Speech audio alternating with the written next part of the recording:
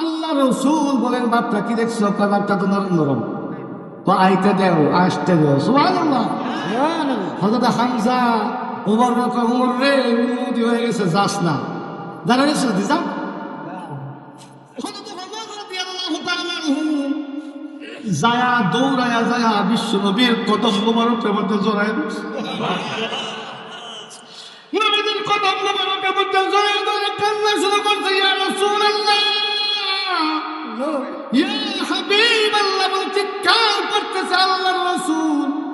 হযরত ওমর রে দুই বাচ্চার মধ্যে দুইটা বুকে আইনা কয়, ওমর অনেক দেরি হয়ে গেছে, আগে কেন আসো নাই? আল্লাহর রাসূল বলে, ওমর রে দেরি হয়ে গেছে, আগে কেন আসো নাই? তোমার জায়গা তো আমার পায় না, আমি নবীজির বুকে তোমার জায়গা। সুবহানাল্লাহ। হযরত ওমর রাদিয়াল্লাহু তাআলা আনহু কয়, ইয়া রাসূলুল্লাহ, ইয়া হাবিবাল্লাহ, দেরি কইলেন না, আপনি আমারে পড়ায়া দেন। লা ইলাহা ইল্লাল্লাহু মুহাম্মাদুর রাসূলুল্লাহ। হযরত ওমর মুসলমান হয়ে গেলেন। হযরত ওমর রাদিয়াল্লাহু তাআলা আনহু বলতেন, ইয়া রাসূলুল্লাহ, এই পাহাড়ের ভিতরে চিপায় আপনি বসে বসে কি করছিলেন?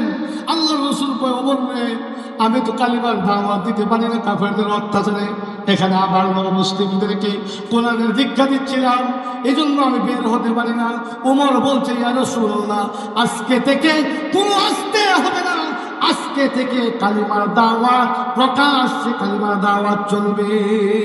দুনিয়ায় আদালত মে তেরা নাম রহেগা, দুনিয়ায় আদালত মে তেরা নাম रहेगा, सिद्दीक तेरा नाम से इस्लाम रहेगा, सिद्दीक तेरा नाम से इस्लाम रहेगा, दुनिया ये शुजाअत में तेरा नाम रहेगा, उमर तेरा नाम से इस्लाम रहेगा, उमर तेरा नाम से इस्लाम रहेगा।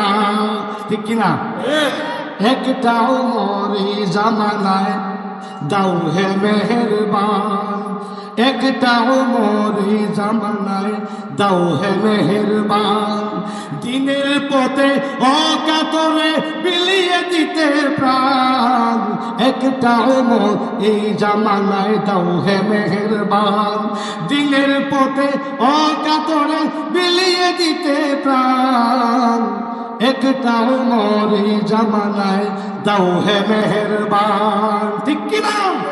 এই কোরআন দিয়ে রাসূল সাল্লাল্লাহু আলাইহি ওয়াসাল্লাম সন্ত্রাস মুক্ত, দুর্নীতি মুক্ত, কুশলহীন সমৃদ্ধি দিয়ে ভরা একটি দেশ, একটি রাষ্ট্র গোটা বিশ্ববাসীকে উপহার দিতে পেরেছিলেন না পারেন নাই? আজকে আমরা কোরআনের কাছে গিয়েছি তাবিজ তালাশ করতে, বরং সেই কোরআন দিয়ে রাসূল সন্ত্রাস মুক্ত করেছিলেন। এই কোরআনের সঙ্গে টাচ খেয়েছেন ওমর ইবনুল খাত্তাব রাদিয়াল্লাহু তাআলা আনহু, মক্কার শ্রেষ্ঠ গুন্ডা, যিনি হয়ে গেলেন জান্নাতের সুসংবাদপ্রাপ্ত সাহাবী। কথা কয় না? ঠিক কিনা? এই কোরআন যাদের কাছে থাকবে তারা শাসিত হবে না, তারা শাসক হবে। কি হবে? কথা কয় না? কি হবে? তারা শাসক হবে। এই কোরআন দিয়ে আসুন আগামীর বাংলাদেশ কোরআনের বাংলাদেশ। উম্মতের উলামায়ে কিরামদেরকে মেসেজ দিচ্ছি, দীর্ঘদিন পরে হলেও ইন্ডিয়ার গোলামি থেকে, হিন্দুস্তানের গোলামি থেকে বাংলাদেশ মুক্ত হয়েছে। অনেক দেরি হলেও এই কথাটা সত্য, কিন্তু আগামী দিন এমন ঝড় আসছে, উম্মতের উলামায়ে কেরাম, হেফাজত, খেলাফত, জমিয়ত, জামাত, যতগুলো দল আছে ইসলামিক দল, ঐক্যবদ্ধ হতে যদি না পারো, ঐক্যবদ্ধ হয়ে মোকাবেলা করতে যদি না পারো, আগামী 200 বছরের গোলামীর জিঞ্জিরিতে আবার আবদ্ধ হতে হবে। আপনারা কি আবদ্ধ হতে চান? আবার কি বাংলাদেশের গোলাম হিসেবে থাকতে চান? কারা কারা চাই না? দুহাত দেখতে চাই।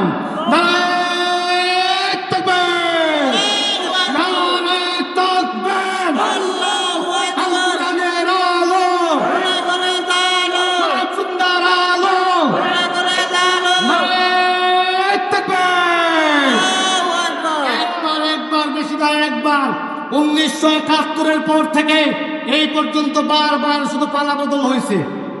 কথা কয় না? ধান নৌকা লাঙ্গল, এই তো একটাবার আল্লাহর কোরআনটাকে উম্মতের উলামায়ে কেরামদেরকে একবার পাঠায় দেন, একটাবার পাঠায় দেন, খোদার কসম সোনার বাংলাদেশেই পরিণত হবে, সোনার বাংলাদেশেই পরিণত হবে ইনশাআল্লাহ। এই জন্য আগামী দিন কোরআনের দিন, কথা কয় না, আগামীর সূর্য কোরআনের সূর্য, আগামীর সূর্য কোরআনের সূর্য। এই জন্য ইকামত দ্বীনের ভাইরা যদি যারা আছেন, আপনারা সুন্দরভাবে যে ইউনিটি আছেন, আপনারা সুন্দরভাবে কাজ চালিয়ে যান, কিন্তু ভয় পাবেন না, ভয়ের কিছু নাই। জীবন জন্মেছি, মরতেও হবে, ঠিক কিনা? কিন্তু আল্লাহর জমিনে, বাংলার জমিনে আমরা কালিমার পতাকাকে উড্ডীন করতে চাই ইনশাআল্লাহ। কিন্তু আপনাদের সাহায্য সহযোগিতা চাই। বারবার দেখেছেন পালাবদলের রাজনীতি সব হয়েছে, একটাবার আল্লাহর কোরআনটাকে দেন, একবার আল্লাহর কোরআনটাকে দেন। মুহতারাম হাজিরিন, লম্বা আলোচনার দিকে যেতে যেতে শেষ সূরাতুল ফাতিহা, আলহামদুলিল্লাহর সূরা।